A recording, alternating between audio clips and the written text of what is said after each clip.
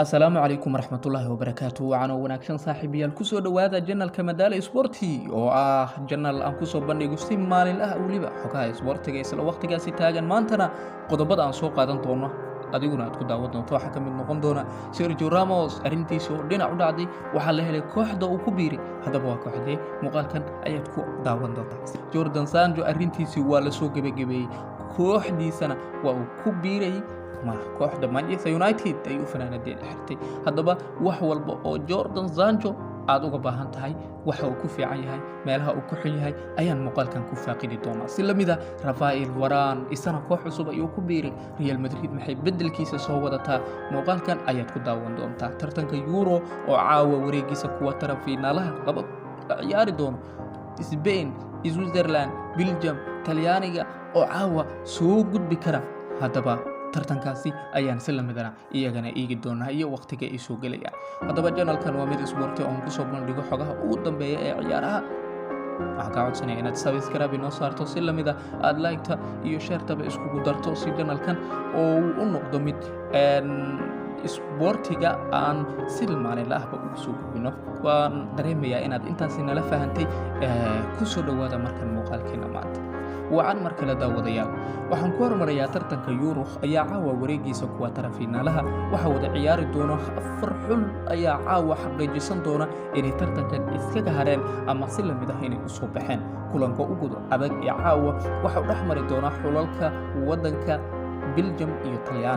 Talyaaniga oo 35 kulan ama 32 kulan ugu yaraan guuldaro la'aan ah ayaa caawa wajahaya Belgium oo ah xulka ugu darajada sareeya marka la qiimeynayo xulalka hadaba caawa 4 saac ayuu kulankan soo geli doona Portugal waxa ay soo reebeen xulka Belgium halka Talyaanigu ay Austria 2 gool iyo gool ciyaar extra time la gaaray ay kaga soo adkaadeen xulka wadanka Talyaaniga ayaana si kor fiican ku haysta kulamadii ugu dambeeyay oo ay ciyaareen waxayna sameeyeen taariikh weyn marka deegto xulka qaranka wadanka Talyaaniga wal arki doona hadii xulkani si wado taariikhiisa uu ka qoriyo kubadda cagta ambetiga ah oo aan la garaacin 32 kulan oo kubadda cagta ay ciyaarayeen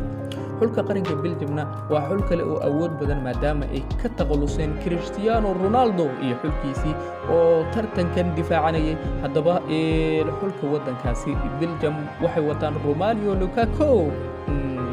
waa mid kamid ah dhaliyaasha ugu fiican ee waqti xaadirkan ee tartamada Europe isaga oo kamid ah kuwa ugu fiican ee horyaalka wadanka Talyaaniga ka ciyaara hadaba xulkan waxa daawan kartaa 4 saac habeenimo xilliga geeska Afrika Soomaaliya hadii aad ku sugan tahay iyo guud ahaan geeska Afrikaba labadan xul ayaa midkood wax la dhigi karaa kii soo baxa tartankan ayuu ku guuleysan karaa maadaama awoodda ay tartanka ku soo bandhigayaan ay tahay mid aan la aamini karin inkastoo Ingiriiska iyo Spain ay si lamida jiraan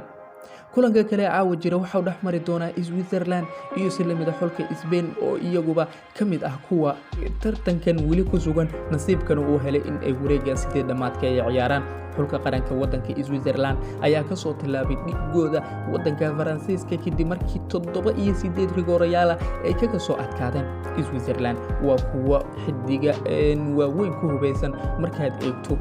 xulka wadankaasi Xhaka uu hogaamiyo Granit Xhaka ayaa bandhig fiican ku jira xilli isagoo oo ku guuleystayba xidiga ugu fiican garoonka tartankan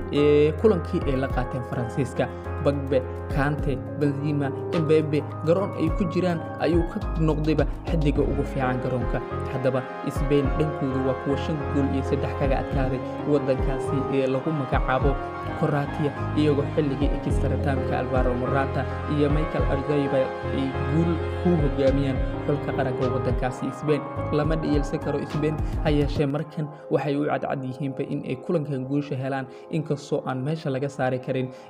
wixii ay ku sameeyeen Faransiiska xulka qaranka Switzerland kulamadaasi ayaa caawa jira kulankii ama wadankii aad guusha u rajaynaysana qaybta hoose ee muuqaalka inoogu reeb haddii aan intaasi ka gudubno wararka ugu dambeeya ee suuq ama kulamadaasi waxaan markan guda gali doonaa wararka suuqa kala iibsiga waxyaabaha ay wargeysyadu qorayaan oo inta badan u kala qaadno laba qaybood wararka rasmiga ah iyo kuwa xaqiiqda ku dhow ayaan gadaal ka dhiganaa waxaan marka soo hormarinaaba kuwa la filayo in ay kooxuhu indhaynayaan. wararka kooxaha lala xiriirinayo xidigaha waxaa ka mid ah Declan Rice oo qadka dhexe kaga ciyaara West Ham United waxa uu heshiis 2 sano ah kaga harsan yahay heshiiska uu ku joogo kooxda West Ham United. waxaa lala xiriirinayaa kooxo badan oo horyaalka wadanka Ingiriiska sida Chelsea oo uu hore uga tirsanaa jiray waayihiisii caruurnimada. Manchester United iyo Manchester City ayaana si lamid ah xidigan xiiseynaya. waxa uu doonayaa in uu xidigani jawi bedesho kadib markii uu tartanka Euro soo idlaado. The Guardian ayaa qoraya in xidigani uu ku adkeysanayo in uu ka dhaqaaqo kooxda West Ham United. macalinka cusub ee kooxda Tottenham Hotspur Nuno Espirito Santos ayaa la hadlay kabtanka England iyo kooxda Tottenham Harry Kane oo 27 jir ah. waxaana yiriba ama uu u sheegay in uuna iibin doonin xidigan si uu kooxdan dib u dhis ugu sameeyo. waxa uu doonayaa inuu sii haysto gool magafaha Ingiriiska ee Harry Kane. Everton waxa ay ka dulqaadaysaa Arsenal ninka 50 milyan ku fadhiya ee difaaca ka ciyaara ee Ben White lagu magacaabo oo 23 jir ah. Gunners ayaa laba dalab laga diiday. markana waxay doonayaan xidigan in ay bedel kaga dhigaan David Luiz ha yeeshee markan waxaa la warinayaa in ay way karaan xidigan gacmaha naadiga Everton iyo macalin Rafael Benitez oo goordhow la wareegay safka macalinka ama kooxda kubadda cagta ee Everton. Arsenal waxaa markan ay ku faradhuuban tahay sidii ay u heli lahayd 23 jirka Talyaaniga ah Emmanuel Locatelli. waxaa lagu magacaabaa Manuel Locatelli waxaa lala xiriirinayaa Juventus iyo si lamid ah naadiga Real Madrid sida uu qorayo wargeyska Tutto Sport ee gudaha Talyaaniga. kooxda Zul ayaa ka hadashay arintani ayaa sheegtay in ay dalab qiimo leh kasoo gudbisay Gunners waxaana la warinayaa xidigan in uu garanay shaaka bedel u noqon karo. Liverpool ayaa u aragta bedelka 24 jilka qadka dhexe ee kooxda Brighton Yves Benzema iyo si lamid ah Ajax qadkeeda dhexe Ryan Gravenberch oo 19 jir ah bedelka Georginio Wijnaldum oo ku biiray kooxda PSG xilli ciyaareedkan. Liverpool ayaa qoraysa in labadan xidig midkood ay la wareegi karto kooxda kubadda cagta ee Reds. dhanka kalena kooxda kubadda cagta ee Arsenal ayaa Willian oo 32 jir ah xilli ciyaareedkan ka iibi karta kooxda Inter Miami ee wadankaasi Mareykanka isagoo xidigani ku fashilmay garoonka Emirates Stadium kadib markii uu kaga soo dhaqaaqay garoonka Stamford Bridge oo ku ciyaarto Chelsea. Football London oo gudaha wadanka Ingiriiska ka soo baxda ayaa qoraysa in Arsenal markan ay iska iibi karto garabka duule ee xulka qaranka Brazil sida uu qorayo wargeyska Football London. xidigan waayihiisu waa ay soo idlaadeen sida uu qorayo wargeyska Calcio Mercato ee Talyaaniga ah. Real Madrid ayaa u aragta Diego Dalot bedelka Rafael Varane oo ku biiri kara kooxda Manchester United.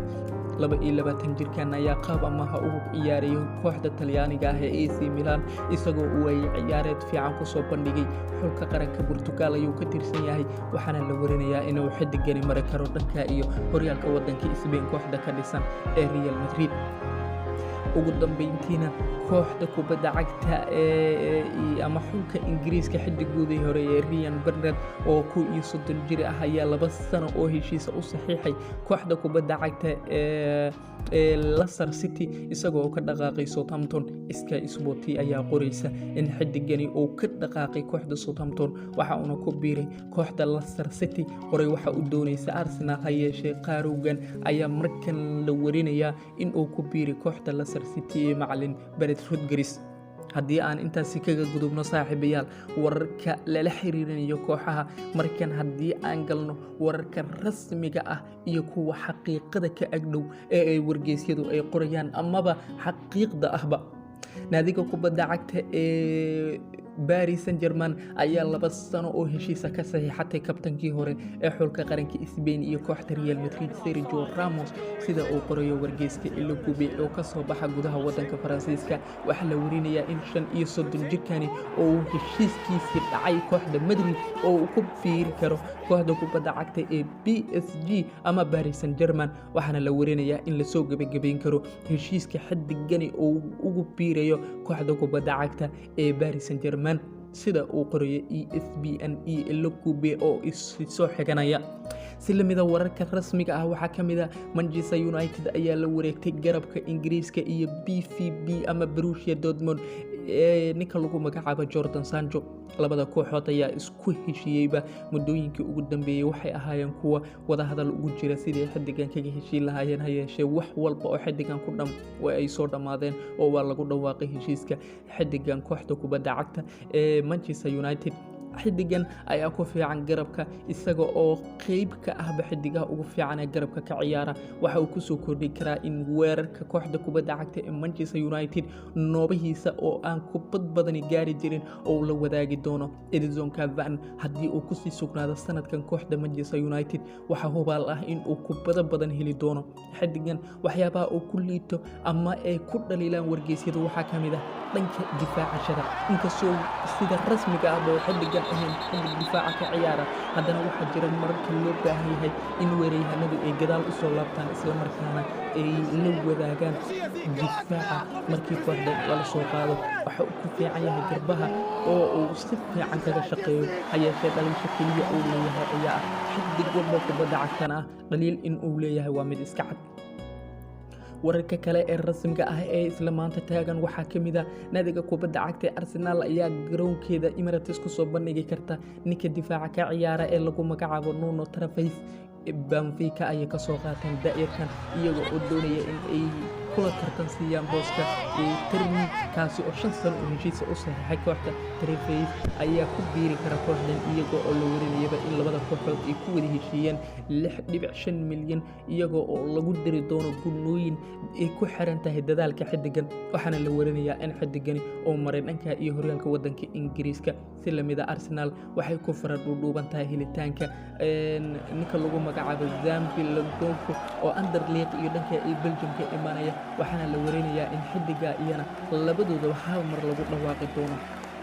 labadaasi xiddig ayayna la filayaa in ay Arsenal ku dhawaaqdo, waxaana markan la helayaa in warbixintaasi ay tahay mid u dhow xaqiiqada. si lamida kooxda Manchester United waxa ay ku dhawaaqi kartaa kadib markii ay Sancho dhamaystirtay Rafael Varane. labada kooxood ee waddanka Ingiriiska iyo Spain ka dhisanaya Real Madrid iyo United ayaa la warinayaa in ay ka heshiin karaan qiimaha daafaca Faransiiska ah kaasi oo ka soo haray tartanka Euro kadib markii ay ku baxeen lugaha